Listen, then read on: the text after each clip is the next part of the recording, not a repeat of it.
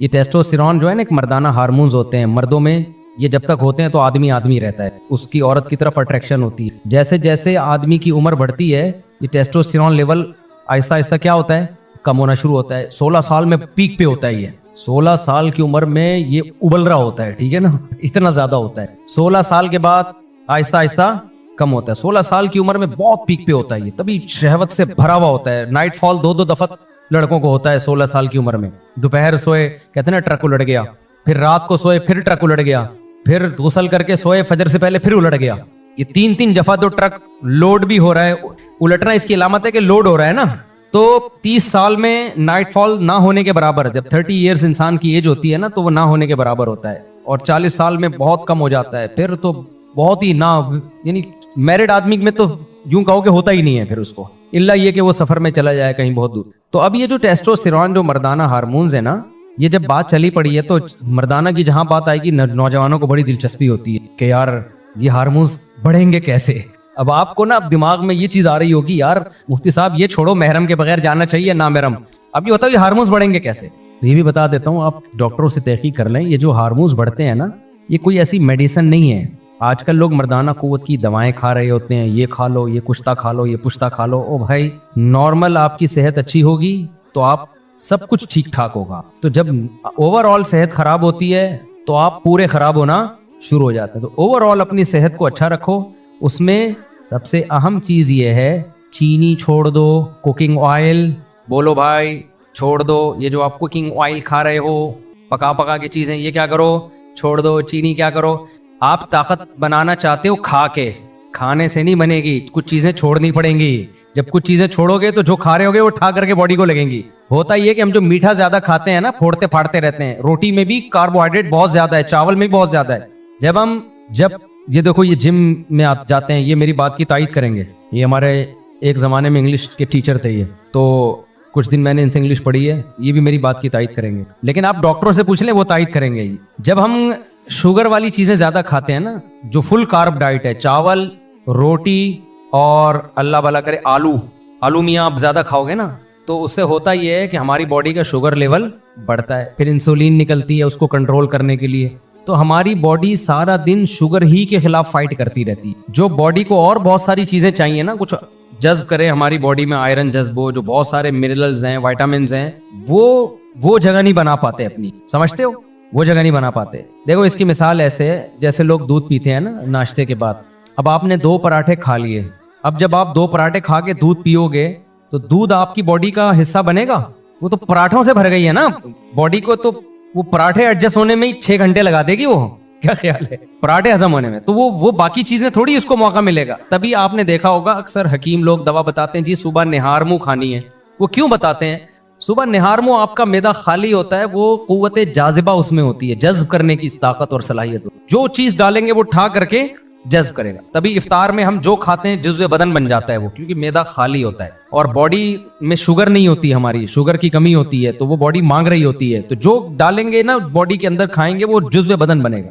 अब जब आपने रोटी चावल अपनी खुराक में ज्यादा बनाया हुआ है, ज्यादा हिस्सा खा रहे हैं, तो शुगर को हजम करने में टाइम लगता है। इंसुलिन जो हम टुन हो जाते हैं ना मीठा खा के, आपने देखा होगा मीठा खा के हम टुन होते हैं ना, वो टुन होने की एक वजह ये भी है कि हमारी बॉडी को वर्क करना पड़ता है। तो बॉडी का सारा बोझ जो है वो शुगर को के लेवल को कंट्रोल करने में लग रहा होता है। उससे नुकसान ये होता है कि बॉडी को जो बहुत ज्यादा हमारे मिनरल्स चाहिए, जिंक हमारी बॉडी में उम्र के साथ साथ बहुत जल्दी से कम होती है, तेजी से कम होना शुरू होती है। तो ये मिनरल आहिस्ता आहिस्ता शार्ट होना शुरू होते हैं बॉडी से, और आप बुढ़ापे की तरफ, बॉडी एक तो बुढ़ापे की नेचुरल एज है, आजकल उस नेचुरल उम्र से पहले ही बुढ़े हो रहे हैं हम लोग। तो इसलिए आप चाहते हो ना आपकी सेहत अच्छी हो जाए, तो आपको एंटी एजिंग चीजें खानी पड़ेंगी। 16 साल का नौजवान लौंडा लपाड़ा कितना भी गलत खाए ना, फिर भी उसका टेस्टोस्टेरोन लेवल कहाँ होता है, पीक पे होता है। अब जब उम्र आपकी बढ़ती है तो फिर आपको वो चीजें जो आपको वक्त से पहले बूढ़ा कर दें, उन चीजों से अवॉइड करना है। खाना मजीद कुछ नहीं है, आपने खाना छोड़ना है। आपने नहीं आई बात, मेरा ख्याल है। तो गलत चीजें जब छोड़ देंगे ना, तो थोड़ी थोड़ी भी खाएंगे वो ठा करके बॉडी को लगेंगी। तो गलत चीजें छोड़ दो आप। गलत में क्या है, चीनी छोड़ दो भाई। जितने भी कुकिंग ऑयल आ रहे हैं इनको घर से हमेशा के लिए निकाल दो, इनकी जगह देसी घी ले आओ। अब आप बोलोगे भाई तुम्हारा बाप खरीदने के पेट्रोल के पैसे हैं नहीं, देसी घी तुम्हारा बाप खरीदेगा। سوال یہ پیدا ہوتا ہے, بڑے کام کی باتیں بتا رہا ہوں آپ کو, تو بھائی دیسی گھی بہت تھوڑا استعمال کر لو نا. مہنگا ہوتا ہے لیکن کوکنگ آئل جتنا ڈلتا ہے نا دیسی گھی, اس کا آدھے سے بھی کم ڈلتا ہے. دیسی گھی میں پکا لو. اور آسان حل آپ کو بتاتا ہوں, سوراب گوٹ پہ جاؤ, دمبے کی چربی چکی خرید کے لے آؤ, چکی خرید کے لاؤ دمبے کی. اس میں بڑے منرلز ہوتے ہیں, بہت سارے جو ہماری باڈی کو چاہیے نا اس میں ہوتے ہیں وہ چکی میں. آپ نے کیا کرنا ہے, چکی کو تھوڑے تھوڑے ٹکڑے کر کے ہانڈی میں, اسٹیل کی دیگچی لے لو کیونکہ سلور کے برتنوں میں نہیں پکانا چاہیے چیزوں کو. تو آپ نے کیا کرنا ہے, وہ چکی کو لے کے آپ نے ہلکی آنچ پہ اس کو پکانا شروع کرو.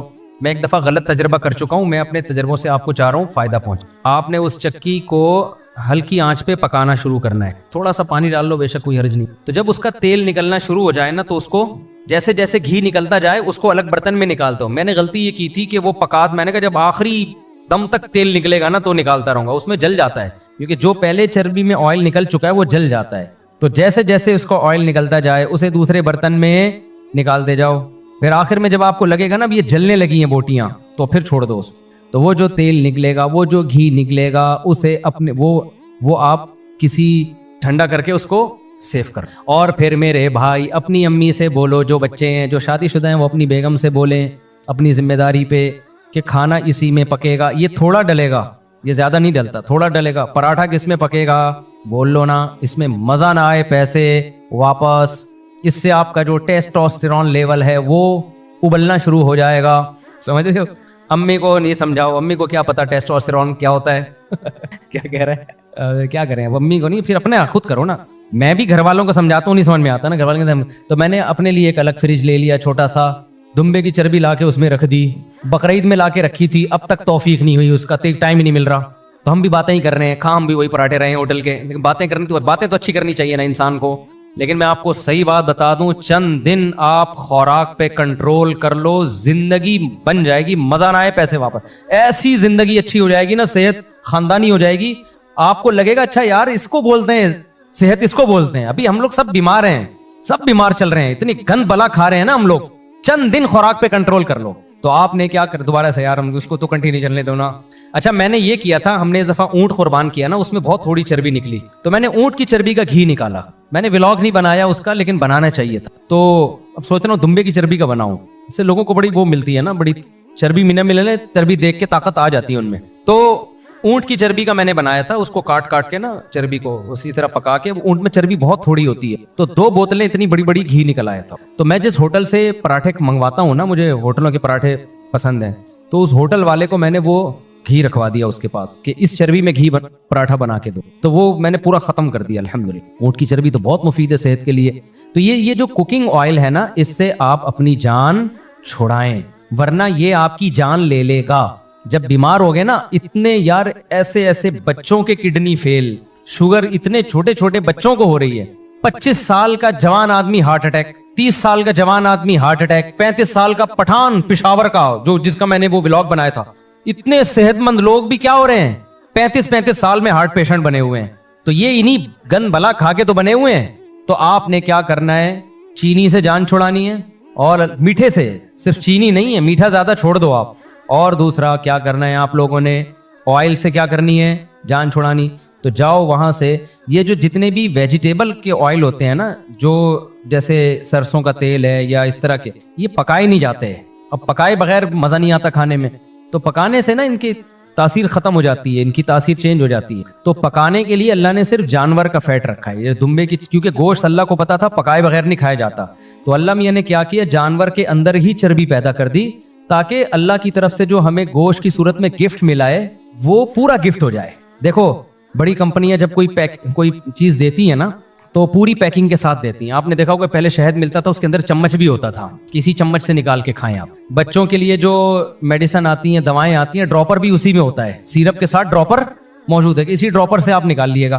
تو اللہ میاں نے جانور کے اندر چربی اس لیے رکھی ہے کہ کوکنگ آئل تو آج ایجاد ہوئے ہیں نا, گوشت تو صدیوں سے کھایا جا رہا ہے. اللہ کو پتا تھا یہ پکائیں گے کس چیز میں. گوشت اگر اسی بوائل کر کے کھائیں مزہ تھوڑی آتا ہے, وہ تو اور گھن آتی ہے. گوشت کا تو جب تک آئل نہ ڈالیں, کوئی چکنائی نہ ڈالیں, پکتا ہی نہیں ہے, وہ صحیح ذائقہ ہی نہیں آتا اس میں. تو اللہ میاں نے کیا کیا, اللہ میاں نے انڈونیشین زبان میں ان کو ترجمہ کر کے پتا چل جائے, تاکہ ان کو بھی پتا چلے اللہ میاں کیا کیا کر رہے ہیں, ٹھیک ہے نا. ان کو بھی بتائیں بھائی انڈونیشیا زبان میں ملائی زبان میں ترجمہ کر کے. ملائی تو ملیشیا کی زبان ہے. اچھا خیر, ان کو ملائی کی فضیلت بھی بتائیں. تو اللہ میاں نے کیا کیا کہ اللہ میاں نے بولا کہ یہ جو جانور ہے اسی کے اندر چربی پیدا کر رہا ہوں, تو اسی چربی میں تم نے گوشت پکا کے کھانا ہے. اچھا, یہ اتنی بڑی نعمت ہے چربی, جانور کی میں جو چربی ہوتی ہے نا, فیٹ ہوتا ہے, اتنی بڑی نعمت ہے کہ اللہ تعالیٰ کو نے جب یہودیوں نے اللہ کو بہت, موسیٰ علیہ السلام کو تنگ کیا اور اللہ کے حکام کی دھجیاں اڑائی نا یہودیوں نے. قرآن کہتا ہے نا جب بھی ہم پیغمبر بھیجتے تو یہ مذاق اڑاتے تھے.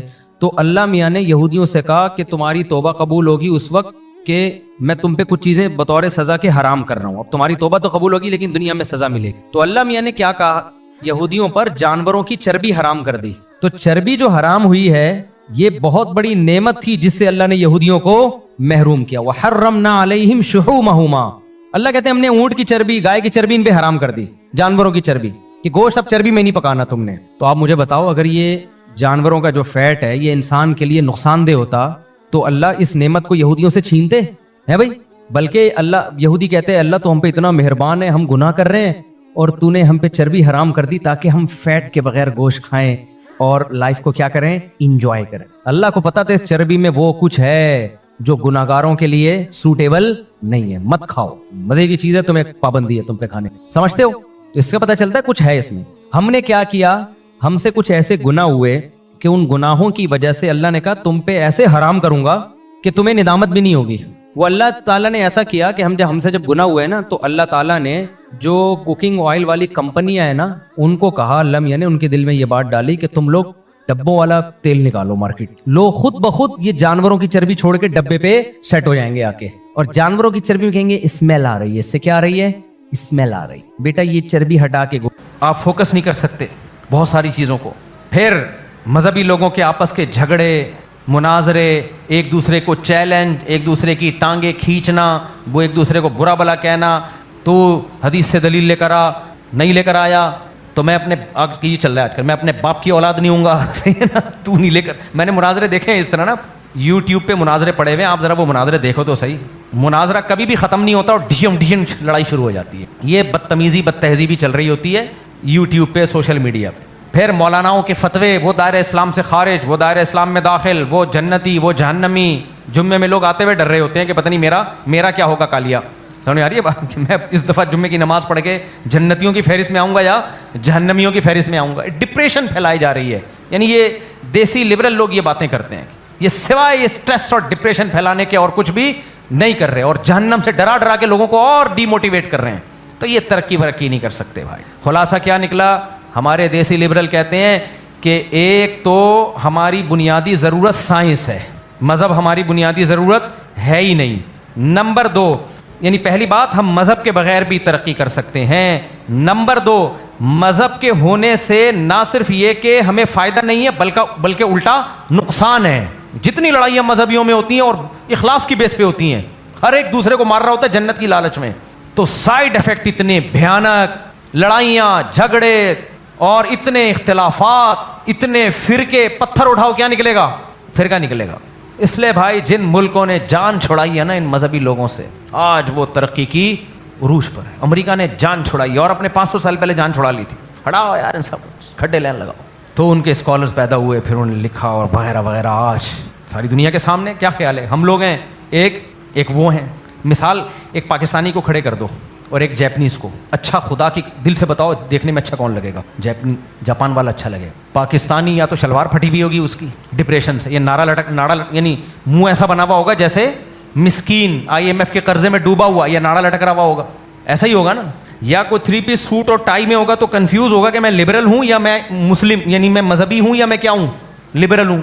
اس کو سمجھ نہیں آ رہا ہوگا کہ میں نے عربی بولنی ہے کہ انگلش بولنی ہے. حال دیکھو ہمارا کیا ہے. مذہب ہمارا عربی زبان میں, قومی زبان اردو ہے, مقامی زبان پنجابی ہے, پشتو ہے, سرائکی ہے, اور تعلیمی زبان انگلش.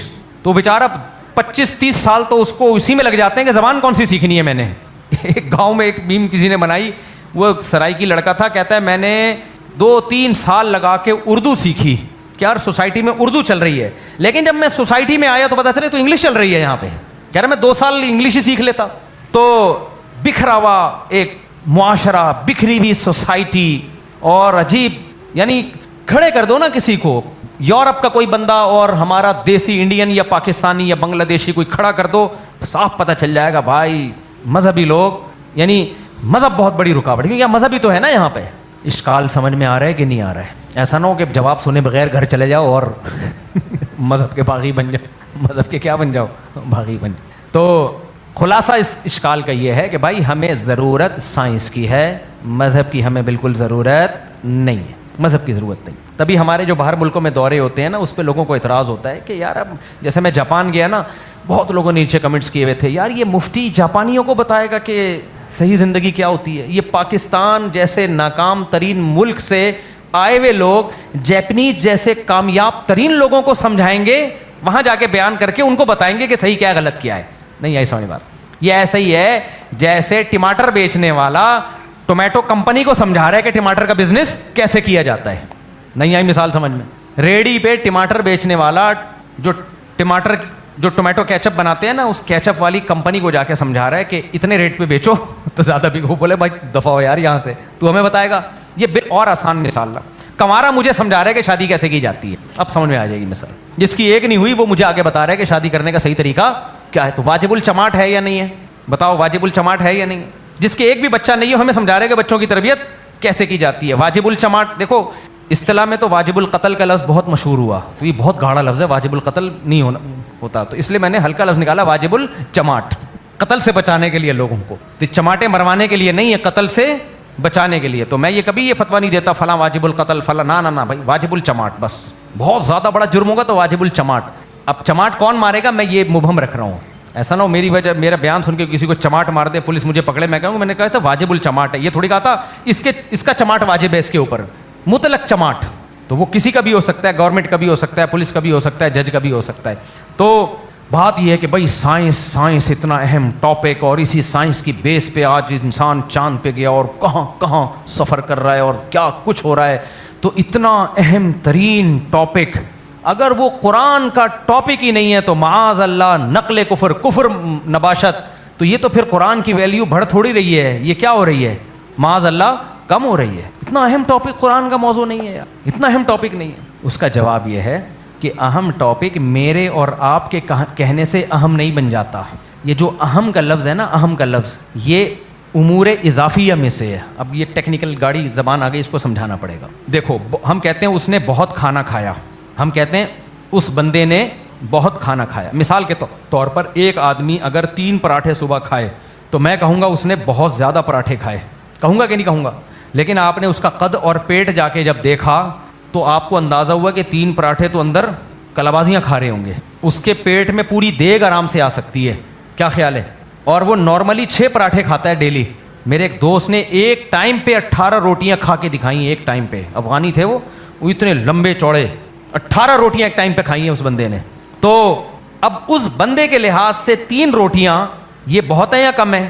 بولو یہ کم ہے. اور ایک آدمی بالکل باریک سا, قمیض اتارے تو ایکس رے کرنے کی ضرورت.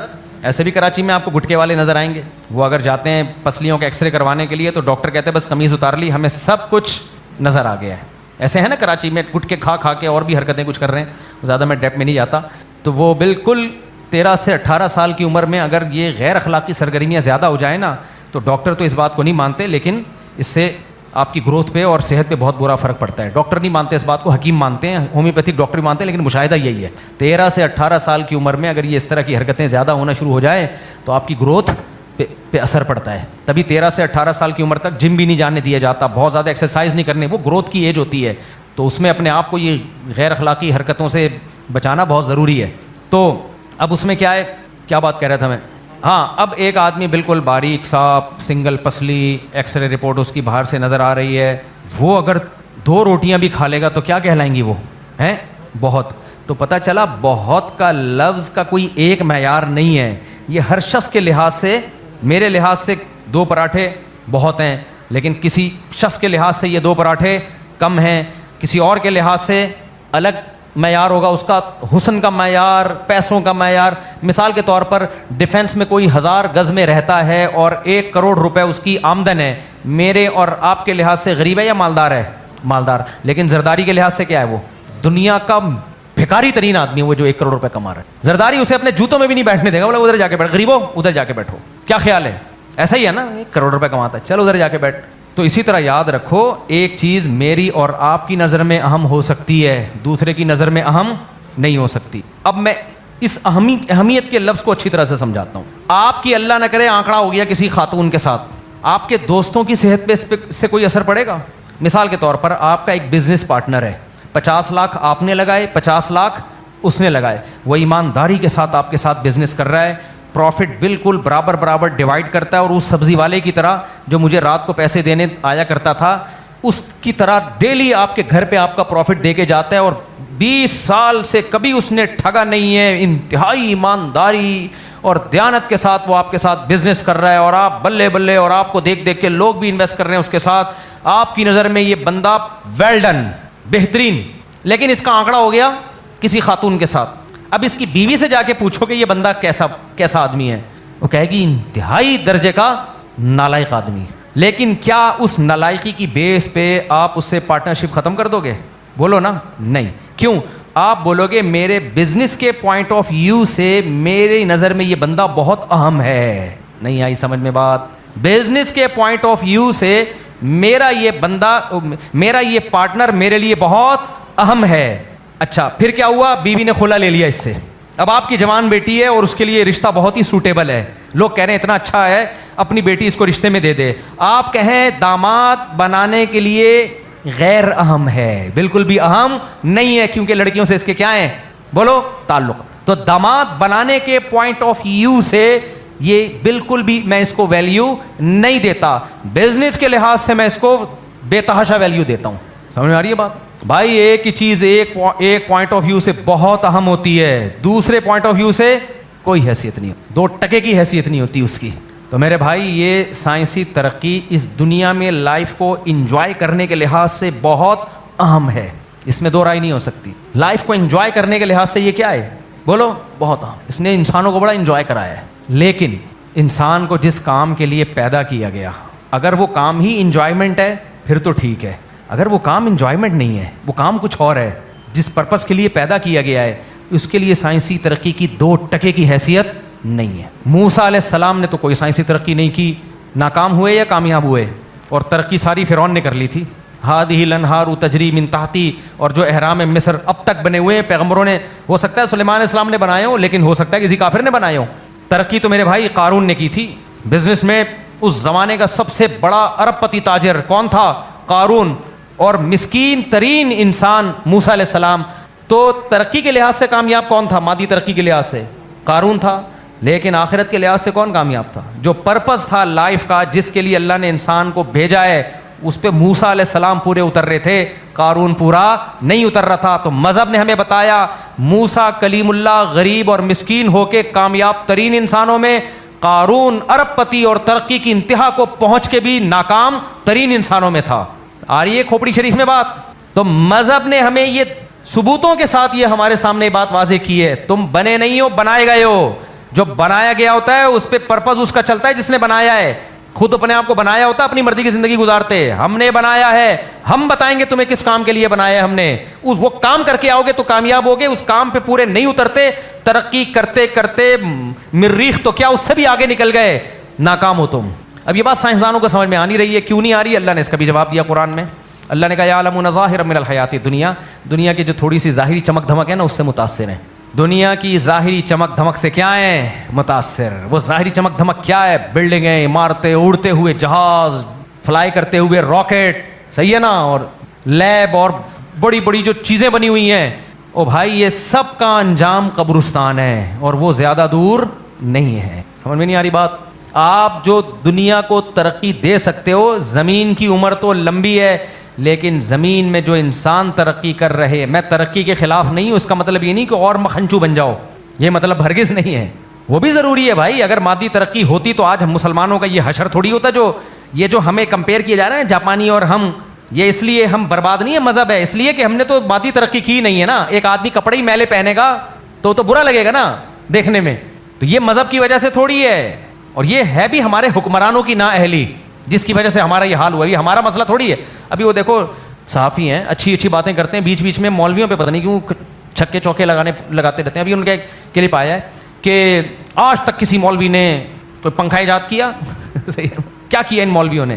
بھائی صاحب بر صغیر میں انگریز کے آنے سے پہلے جب ہماری خلافتیں تھیں اس وقت انجینئرز بھی ہمارے ہوا کرتے تھے, سائنٹسٹ بھی ہمارے, ایک ہی چھت میں دین دنیا دونوں تعلیمات چلتی. جب انگریز آیا ہے اس نے سب سے پہلے زبان تبدیل کر دی, تعلیمی زبان انگلش کر دی, تو جتنے پڑھے لکھے مسلمانوں میں لوگ تھے وہ زیرو پہ آ کے کھڑے ہو گئے. ان کی تعلیم کی 2% کی حیثیت بولو نہیں رہی, اور سب کچھ چھین لیا ہم سے. تو علماء نے دینی تعلیم کو فوکس کیا اور دینی علوم کو بچا لیا جو ان کا ہدف تھا. آپ آئے یونیورسٹیوں کی طرف جو لبرل لوگ ہیں اور سائنسی علوم کا بیڑا غرق کر دیا الحمدللہ انہوں نے. تو یہ پنکھے اور استریاں اور ہوائی جہاز یہ مولویوں کا ہیڈک نہیں ہے, یہ یونیورسٹیوں میں جو آپ جیسے لبرل لوگ ہیں نا یہ ان لوگوں کی کام ہے سارے. نہیں آئی میرا خیال ہے بات سمجھ میں؟ یہ مولویوں نے تھوڑی, یہ ہمارا تھوڑی قصور ہے کہ ہم نے پنکھے نہیں بنائے اور ہم نے ہوائی جہاز نہیں بنائے. پنکھے مدرسوں میں تھوڑی بنتے ہیں, گاڑیاں مدرسوں میں تھوڑی بنتی ہیں. یہ ٹاپک تو انجینئرز اور سائنٹسٹ کا ہے نا, اور یہ یونیورسٹیوں میں پیدا ہوتے ہیں. تو یہ آپ یونیورسٹیوں کا مذاق اڑا رہے ہو, تو آپ یہ مولویوں پہ بلی مت ڈالو. آپ بولو کہ یہ کس کا کام ہے؟ پروفیسروں کا کام ہے جو دنیا پڑھ رہے ہیں, انہوں نے اپنی ذمہ داری پوری نہیں کی ہے. تو یہ مذہب کا قصور نہیں ہے. تو آج جو ہم جاپانی کے سامنے اتنے قسم پرسی کی حالت میں نظر آ رہے ہیں, تو بھائی وہ تو مولوی بھی نظر آ رہا ہے, سائنسدان بھی نظر آ رہا ہے, وہ تو سارے ایک ہی جیسے نظر آ رہے ہیں. اس کا قصور مولاناؤں کا یا مذہب کا نہیں ہے, وہ قصور کس کا ہے؟ آپ کے تعلیمی نظام کا. میں نے بھی جمعے کے بیان میں کہا تھا نا, میں انٹر کے پیپر سندھ میں دے رہا تھا کراچی میں, اور ایگزامینر خود ہمارے سامنے کتابیں لا کے رکھ رہا تھا اور کہہ رہا تھا 50 روپے دے دو. تو یہ کتاب کس کی ہوئی؟ آپ کی ہوئی. ہر سوال کا جواب اس کتاب میں. یہ آپ کے تعلیمی, یہ کوئی مولوی تھوڑی چلا رہا تھا, کوئی مولوی بھی نہیں تھا وہ ایگزامینر کے طور پہ. ہم آپ کا احترام کرتے ہیں, لیکن خدا کا واسطہ آپ یہ مولویوں کو بات پہ جو آپ رگڑ رہے ہوتے ہیں نا تھوڑے دنوں کے بعد, یہ چھوڑ دیں آپ. یہ اچھا کام, کچھ غلطیاں مولویوں کی ہیں وہ میں مانتا ہوں, لیکن ایسا لگتا ہے آپ کہ جب سنو گھما پھرا کے مولاناؤں پہ لا کے ٹھوک دیں گے آپ. پنکھے نہیں ایجاد کیے اور فلانا نہیں ایجاد کیا اور یہ نہیں کیا اور وہ نہیں کیا. ابے مولویوں کا کام ہے پنکھے بنانا. ہمیں تو ابھی تک ٹماٹر کے ریٹ پتہ نہیں ہے, حالانکہ میری زندگی گزر گئی ٹماٹر خریدتے ہوئے. جب سے میری شادی ہوئی ہے اس وقت سے ٹماٹر خرید رہا ہوں میں, اور خریدتا جا رہا ہوں. کل گھر والوں نے کہا ٹماٹر بہت مہنگا ہو گیا. میں نے کہا منڈی سے لے کر آ, بندے کو بولا منڈی سے, لیکن ابھی تک مجھے ریٹ معلوم نہیں ہے, کیونکہ ہمارا دماغ دوسرے کاموں میں اتنا پھنسا ہوا ہے. ہم پنکھے کیسے بنائیں گے میرے بھائی بیٹھ کے؟ کہہ رہے مولویوں نے پنکھے نہیں بنائے اور مولویوں نے یہ نہیں بنایا. پتہ نہیں پنکھے کی مثال دی ہے یا ایئر کنڈیشن کی یا کسی مشین کی, کیا ایجاد کیا ان مولویوں نے؟ تو بھائی ایجاد کے لیے تمہاری یونیورسٹیاں ہیں, انہوں نے دھیلے کا کام نہیں کیا. کچھ تھوڑا بہت کیا بھی ہے, لیکن جو صحیح بندہ ہوتا ہے وہ باہر چلا جاتا ہے آپ کے, کیونکہ آپ کی گورنمنٹ جو آپ لوگ حکومتیں بناتے ہو وہ اس کی قدر ہی نہیں کر رہے ہوتے. تو کہتا ہے جاؤ امریکہ جاپان جا کے کماؤ پیسہ, یہاں کیا کرنا ہے. تو خیر, تو یہ جو قرآن کا ٹاپک ہے نا یہ ہلکا نہیں ہے, یہ آپ کو آپ کے مقصد حیات. تبھی نبی نے جن صحابی کو یہ کہا نا کہ کھجور میں نر ماجا کھجوروں کو نہ ملاؤ, کہا نا نبی نے, ان صحابی کے لیے تو ان کی تو سارا کاروبار ہی کھجور کے درختوں پہ تھا. ان کے جب کھجور کی پیداوار میں نقصان ہوا, انہوں نے جب نبی سے عرض کیا کہ نقصان ہو گیا, تو نبی نے فرمایا انتم اعلم بامور دنیاکم منی, دنیا کے معاملات تم مجھ سے زیادہ جانتے ہو. تو اس کے بعد ان صحابی کے دل میں نبی کی حیثیت کم نہیں ہوئی. انہوں نے یہ نبی کو نہیں کہا جب آپ ہماری دنیا کے معاملات جانتے ہی نہیں ہیں, اس میں آپ ہمیں گائیڈ ہی نہیں کر سکتے, تو بھائی آپ کا ہماری ترقی سے کیا تعلق ہے آپ کا؟ بھائی ہمیں پھر ہماری تو کھجور کی پیداوار جو ہے, ہمیں تو کھجور چاہیے بھائی, ہم تو پورے سال اسی کھجور پہ گزارا کرتے ہیں, اسی سے ہمارے بچے بھی پلتے ہیں. بچوں کے اس زمانے کے جو بھی اسکول اور جو ہے نا پڑھائی کا نظام ہوگا وہ سارا ہمارا تو اسی سے خرچہ پورا ہوتا ہے. جب آپ اس میں ہمیں گائیڈ نہیں کر سکتے جو اتنی امپورٹنٹ چیز ہے, تو پھر ہم آپ سے گائیڈنس کیوں لیں؟ نہ وہ صحابہ سمجھتے تھے کہ یہ ایک زندگی ہے, اس کے بعد قبرستان بھی ہے, اس کے بعد کیا ہے, اور اللہ آخرت میں یہ نہیں پوچھے گا کتنی کھجوریں پیدا کی اور کتنا پیسہ کمایا. اللہ یہ پوچھے گا جس مقصد کے لیے تمہیں پیدا کیا تھا اس کو فوکس کیا یا نہیں کیا. اور وہ مقصد تھا مجھے یاد رکھنا, میری عبادت کرنا, میرے احکامات کو فالو کرنا, میرے حلال کو حلال سمجھنا, میرے حرام کو حرام سمجھنا, جس چیز کا میں نے حکم دیا اس کو کر گزرنا, جس چیز سے میں نے روکا اس سے رک جانا. تو میرے بھائی یہ ٹاپک سائنسدانوں کے لیے غیر اہم ہے, اللہ کے لیے سب سے اہم یہ ٹاپک ہی ہے. اس لیے اللہ اپنے نمائندوں کو یہی علوم دے کے بھیجتا ہے. آئی کھوپڑی شریف میں بات, جمشید تمہاری سمجھ میں آیا کہ نہیں آیا؟ تو یہ دیسی, یہ گھڑی بھی نہیں لگی بھی, مجھے پتہ ہی نہیں کہ کتنا ٹائم بیان میں رہ گیا. وقت تو بتا دیں بھائی, 8:47. بس تھوڑا سا 2-4 منٹ میں بیان کو سمیٹ کے ختم کرتا ہوں. اس لیے یہ جو ہمارے تبلیغی جماعتیں گھوم پھر رہی ہوتی ہیں نا گشت کرتی ہوئی, دنیا میں لوگوں کو سب سے فضول یہی لوگ لگ رہے ہوتے ہیں. دنیا میں سب سے فضول لوگوں کو کون لوگ لگتے ہیں؟ تبلیغ والے. ایک صاحب بہت پڑھے لکھے, پوری دنیا میں ان کی ٹریولنگ, امریکہ بھی گئے, جاپان بھی گئے, فرانس بھی گئے, اور بہت ایجوکیٹڈ, بڑے ذہین. ایک دن مجھے کہتے ہیں, میری عمر اس وقت ہوگی 20-22 سال, میں نیا نیا مدرسے میں داخل, 18 سال عمر تھی میری, میں 17-18 سال کی عمر میں مدرسے میں آ گیا تھا. تو 1-2 سال ہوئے تھے مدرسے میں, میرے پاس آئے, بیٹھ کے موقع تلاش کرتے تھے کوئی مولاناؤں پہ طنز کرنے. تو مجھے کہنے لگے یار یہ جو مولانا لوگ ہیں انہوں نے اب تک کوئی ایجاد کیوں نہیں کیا, اور تمہارے مدرسے میں کوئی لیب ہے؟ دوسرا سوال انہوں نے کیا کہ تبلیغی جماعت کہتی ہے 3 دن کے لیے نکلو, تو ان کی نہ کوئی لیب ہے نہ کوئی, اب تک اتنا عرصہ ہو گیا تبلیغی جماعت کو, کوئی بھی چیز اب تک انہوں نے ایجاد نہیں کی ہے. کوئی بم بنا لیتے صحیح ہے نا, کوئی انجیکشن ایجاد کر لیتے, پیناڈول کی گولی تک نہیں بنا سکے. یہ سمجھ میں آ رہی ہے بات؟ تو کیا ہے یہ؟ تو اس لیے یہ جو لبرل لوگ ہیں نا, جو خدا کو نہیں مانتے یا خدائی تعلیمات کی ان کی نظر میں کوئی حیثیت نہیں ہے, ان کو دنیا میں سب سے فضول جماعت کون سی لگتی ہے؟ بولو, تبلیغ. اس لیے اللہ تعالیٰ نے پوری سورہ نوح نازل کر دی, اور نوح علیہ السلام کی پورا 950 سال کا نقشہ اللہ نے سورہ نوح میں بیان کر دیا کہ ان کی قوم کو بالکل وہی اعتراض تھا تبلیغ والوں پہ, ان کی قوم کو ان پہ بالکل وہی اعتراض تھا جو آج لوگوں کو کس پہ اعتراض ہوتا ہے؟ تبلیغ والوں پہ.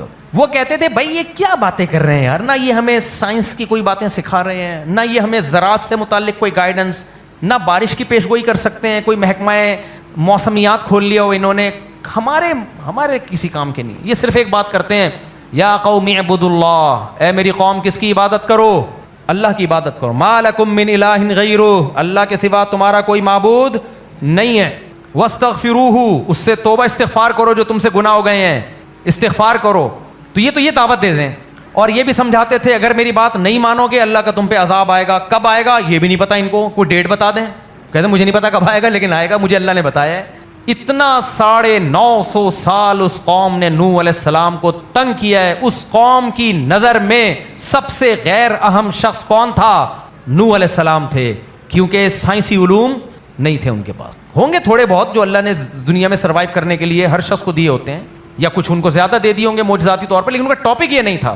لہذا وہ تاجروں کی بھی قدر کرتے تھے, وہ اپنے زمانے کے حکیموں طبیبوں کی بھی قدر کرتے تھے, وہ اپنے زمانے کے انجینئرز جو بھی تھے ان کی بھی قدر کرتے تھے, سول انجینئرز کی بھی قدر کرتے ہوں گے, جو پہاڑوں کو تراش کے مکان بناتے ہوں گے, سب کی قدر تھی. ان کی نظر میں سب سے زیادہ بے وقت شخص اگر کوئی تھا معاذ اللہ تو کون تھے؟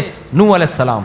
اور کمال کی بات یہ کہ نوح علیہ السلام بھی ان کی نظر میں سب سے غیر اہم, اور نوح علیہ السلام کو فالو کرنے والے بھی سب سے غیر اہم. وہ کہتے تھے انؤمن لک واتبعک الارذلون, اے نوح ہم آپ پر ایمان لائیں. سب سے پست, ارذلون کا اصل مطلب ہے ذلیل, سب سے ذلیل ترین پست ترین لوگ آپ کو فالو کر رہے ہیں, تو ہم آپ پہ کیوں ایمان لے کر آئیں؟ یہی تکبر, اسی گھمنڈ نے اس قوم کو تباہ کر دیا. اور یہ بھی تانے دیتے تھے کہ ہم آپ کو پتھروں سے مار کے ہلاک کر دیں گے, آپ ہمارے لیے کوئی قابل عزت نہیں ہے. کوئی ہماری نظر میں آپ کی کوئی, کیونکہ ہمارے کوئی کام اٹکا ہوا نہیں ہے آپ کی وجہ سے. آپ کے ہونے سے نہ ہونے سے ہماری صحت پہ کوئی فرق نہیں پڑتا, ہمیں روٹی پھر بھی مل رہی ہے, ہمارے گھر پھر بھی بنے ہوئے ہیں, ہماری سڑکیں پھر بھی ہیں, ہماری تجارتیں پھر بھی ہیں, آسمان سے بارشیں برس رہی ہیں, زمین سے پیداوار اگ رہی ہے. تو ہماری نظر میں آپ کی کوئی حیثیت نہیں ہے, آپ کے ہونے نہ ہونے سے ہماری صحت پہ کوئی فرق نہیں پڑتا. صرف اتنا نہیں ہے بلکہ آپ کے ہونے سے ہمیں نقصان ہو رہا ہے, وہ نقصان ہی ہو رہا ہے, آپ ہمارے کاموں میں دخل اندازی کر رہے ہیں. لہذا پھر انہوں نے کیا کیا, نوح علیہ السلام کا مذاق اڑانے کے لیے کہ جیسے ہی نوح علیہ السلام نظر آتے تو کیا کرتے, اپنے کانوں میں انگلیاں ٹھوک لیتے. یستغشوا ثیابہم, کپڑوں سے اپنے منہ کو چھپا لیا کرتے تھے. واصروا واستكبروا استکبارا, قرآن کہتا ہے تکبر کرنے لگے. اور قرآن کے الفاظ دیکھو کہ 27 پارے میں قرآن کہہ رہا ہے کہ وہ کیا الفاظ ہیں, کذبوا عبدنا, اس سے پہلے والی آیت بتائیں, وقالوا مجنون وازدجر, اس سے پہلے والی آیت بتائیں. یعنی اس میں اللہ نے یہ کہا ہے کہ انہوں نے میرے بندے کا انکار کیا, میرے بندے کا, اور کہنے لگے یہ دیوانہ ہے. وازدجر, اور میرے بندے کو ڈانٹا گیا. نہیں آئی سمجھ بات؟ قوم کی نظر میں نوح علیہ السلام کی ویلیو نہیں ہے, لیکن اللہ کی نظر میں اتنی ویلیو. اللہ کہہ رہے ہیں کس کو ڈانٹا انہوں نے, مارنا دور کی بات, میرے بندے کو ڈانٹا انہوں نے, سختی سے بات کی ہے میرے بندے سے. میرا بندہ, میرا بندہ, بار بار قرآن کہہ رہا ہے. فکذبوا عبدنا, میرے بندے کو جھٹلایا ہے. اور وقالوا مجنون, اور کہہ رہے ہیں یہ دیوانہ ہو گیا. وازدجر, میرے بندے کو ڈانٹا گیا ہے. تو یہ تو اللہ کی غیرت جوش میں آ رہی ہے, لیکن اللہ برداشت کر رہا ہے. کتنے سال؟ 950 سال. اسی چیز سے ملحدوں کو دھوکا ہوتا ہے کہ عذاب کیوں نہیں آتا. بھائی اللہ کا حلم, اللہ کی برداشت میری اور آپ کی برداشت سے زیادہ نہیں بلکہ بہت زیادہ ہے. وہ مہلت دیتا ہے, جاؤ نافرمانی کرنی ہے نافرمانی کرو, فرما برداری کرنی ہے فرما بردار بن کے رہو. لیکن اللہ کی نظر میں نوح علیہ السلام کی ویلیو کیا ہے؟ عبدنا، میرا بندہ. ہم کسی شخص کو بھیجیں اپنا بندہ بنا کے، بھائی یہ میرا بندہ آ رہا ہے، ذرا اس سے تمیز سے پیش آنا، اور آپ نے رکھ کے اس کو تھپڑ لگا دیا، تو آپ کو غصہ آئے گا کہ نہیں آئے گا؟ آپ بولے گا یار تو نے میرے بندے کے ساتھ کیا، میں تجھے چھوڑوں گا نہیں. یا تو آپ کمزور ہو یا غیرت ختم ہو، پھر ایک الگ بات ہے. طاقتور بھی ہو، غیرت مند بھی ہو، پھر اپنے بندے کو کوئی اس طرح لاوارث نہیں چھوڑتا. تو میرے بھائی قرآن کا ٹاپک ہلکا ٹاپک نہیں ہے. اور یہ جو کہہ رہے ہیں سائنس سے یہ ان سب چیزوں کا کوئی ایویڈنس نہیں ہے. نبی کے نبی ہونے کے سینکڑوں ایویڈنس ہیں، محمد صلی اللہ علیہ وسلم کے سچے نبی ہونے کے سینکڑوں ایویڈنس ہیں. تو جب آپ کے سچے نبی ہونے کے سینکڑوں ایویڈنس ہیں تو آپ کی ہر بات پہ ہمیں ایویڈنس پیش کرنے کی ضرورت نہیں ہے. تو اس لیے یہ جو یوٹیوب پہ آ رہے ہیں نا یوٹیوبڑے آج کل، اچھا انگریزوں میں جو سائنٹسٹ ہیں نا وہ کبھی ایسی بات نہیں کریں گے، وہ کبھی ایسی بات نہیں کریں گے. یہ ہمارے یہاں تھوڑے سے سائنس وائنس پڑھ کے نا ایک دم مولاناؤں پہ طنز اور مولاناؤں پہ، اور یہ جو فرقے مولاناؤں کے ٹھش پش چل رہا ہے، یہ اسلام کا قصور تھوڑی ہے بھائی. کوئی حق کو نہیں مان رہا تو گن پوائنٹ پہ تھوڑی منوایا جا سکتا ہے اس کو. یہ جو اتنے فرقے بنے ہیں اسلام میں، یہ اسلام کا قصور نہیں ہے. اسلام میں 2 اور 2 4 کی طرح واضح کر دیا ہے صحیح کون ہے اور غلط کون ہے. دیکھو ایک انڈیا کا ایک بڑا اچھا وہ ہے یوٹیوبر دھرو راٹھی، نام لینا مناسب نہیں ہوتا بیانات میں کسی کا، لیکن مشہور آدمی ہے، کوئی حرج بھی نہیں ہے میرا خیال ہے. اس نے ایک اچھی ویڈیو بنائی، میں اس کو اپریشیٹ کرتا ہوں. عام طور پہ جو تھوڑا سا پڑھا لکھا ہو جاتا ہے نا تو سب سے پہلے تو وہ اسلام کو تختہ مشق بناتا ہے. لیکن اس نے ایک اچھی بات کہی.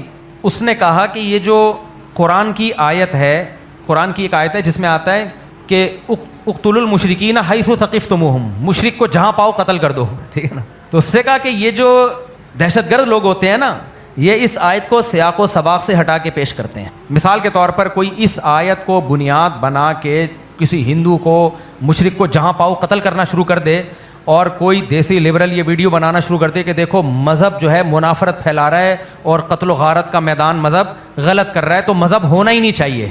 تو یہ غلط ہے میرے بھائی، وہ مذہب کا غلط استعمال کر رہا ہے. وہ اس آیت سے پہلے جا کے دیکھے گا سورہ توبہ میں تو پتہ چلے گا یہ ان مشرکین کے بارے میں بات ہو رہی ہے جن سے مسلمانوں کی لڑائی تھی، اور 4 مہینے کا ایگریمنٹ ہوا تھا ان سے کہ بھائی 4 مہینے تک ہماری آپ سے جنگ بندی ہے، 4 مہینے کے بعد ہم جہاں پائیں گے قتل کر دیں گے. تو یہ خاص موقع پہ خاص مشرکین کے بارے میں نازل ہوئی ہے، علل اطلاق مشرکین کے بارے میں نازل نہیں ہوئی. اگر ہوئی ہوتی تو مسلمانوں نے پوری دنیا میں حکومتیں کی ہیں، مگر ہندوؤں کو بھی رکھا ہے، عیسائیوں کو بھی رکھا ہے، یہودیوں کو بھی رکھا ہے، کسی کو اس بیس پہ کبھی قتل نہیں کیا گیا کہ یہ ہندو ہے. تو اب بتاؤ اگر کوئی قرآن کی آیت کا غلط استعمال کر کے لڑائیاں پھیلا رہا ہے، نفرتیں پھیلا رہا ہے، تو آپ مذہب کو برا کہہ سکتے ہو؟ اگر کہو گے تو پھر تو میڈیکل سائنس کا بھی غلط استعمال ہو رہا ہے کہ نہیں ہو رہا؟ ہر علم کا ایک صحیح استعمال ہے، ہر علم. وکیل وکالت کا غلط استعمال سب سے زیادہ تو وکیل کرتے ہیں، وکالت کا غلط استعمال. وکیل کو پتا ہوتا ہے پھنسانا کیسے ہے، بچانا کیسے ہے. 1 نمبر وکیل ہوگا مظلوم کی مدد کرے گا، 2 نمبر وکیل ہوگا اسی قانون کا غلط استعمال کر کے ظالم کو مروا دے گا، مظلوم کو مروا دے گا وہ. تو آپ یہ کہو گے کہ وکیل ہونے ہی نہیں چاہیے، عدالتی قانون ہونا ہی نہیں چاہیے. جج اگر 2 نمبر ہے اسی عدالت میں غلط فیصلہ کر کے بے گناہ کو، قانون کا غلط استعمال کر کے بے گناہ کو لٹکا دے گا وہ. لیکن اگر وہ ایماندار ہے تو کوئی قانون کسی بے گناہ کو لٹکانے کی ترغیب نہیں دیتا. تو اسی طرح میرے بھائی مذہب کا غلط استعمال اور صحیح استعمال، تو مذہب میں جنہوں نے مذہب کو صحیح معنوں میں پڑھا ہے ان کو فالو کیا جائے گا، ہر آڑے ترچے کو فالو نہیں کیا جائے گا مذہب میں. تو اللہ تعالیٰ ہمارے ایمان کی حفاظت فرمائے. میرے پورے بیان کا حاصل اور خلاصہ یہی ہے، سائنسی علوم میں ترقی حاصل کرنا بھی ہمارے مذہب کا حکم ہے، ایک آرڈر ہے اس کا، لیکن یہ مقصود کائنات نہیں ہے، مقصد حیات نہیں ہے. تو اس کو جو موضوعات قرآن مجید کے ہیں وہ میری اور آپ کے لیے بہت زیادہ اہم ہے، صرف اہم نہیں ہے، بہت زیادہ اہم ہے. اللہ تعالیٰ ہمیں عمل کی توفیق عطا فرمائے. میرے گھر والے آپ کے بارے میں کہتے ہیں کہ مفتی صاحب کی شخصیت غیر سنجیدہ ہے، ہر بات مذاق میں لیتے ہیں اور ان کی سوئی ایک جگہ اٹک جاتی ہے. بس آپ کے گھر والے میرے بیانات نہیں سنتے، میرے شارٹ کلپس دیکھتے ہیں. شارٹ کلپس والے یہ کر رہے ہوتے ہیں انسٹاگرام پہ، ٹک ٹاک پہ، بیان سے تھوڑے تھوڑے چٹکلے نکال کے دبا کے چلاتے ہیں وہ. تو اپنے گھر والوں کو بولو کہ جمعہ اور اتوار کے 1.5 2 گھنٹے کے بیانات پورے سنا کریں، ٹھیک ہے.